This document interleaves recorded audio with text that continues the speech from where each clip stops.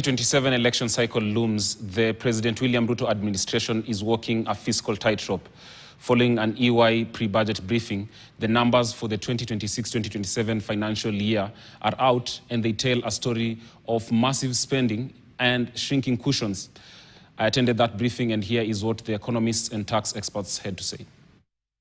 Agriculture contributes about 70% of our GDP, but when you look at how much goes into that sector, it's very minimal. I mean, it's below what, 100 billion. It's very minimal.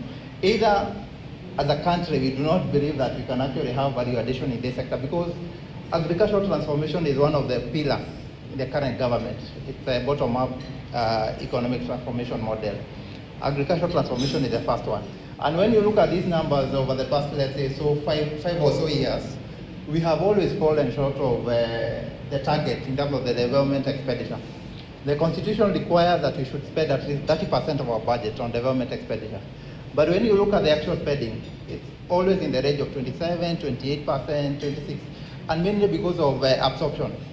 You can budget as much as you want, but if there is no progress in terms of procurement, or you have challenges in terms of procurement or actualization of the projects. We're seeing a lot more domestic borrowing from government, so that's a good thing because it removes the susceptibility to exchange rate fluctuations, but it crowds out local investors, right?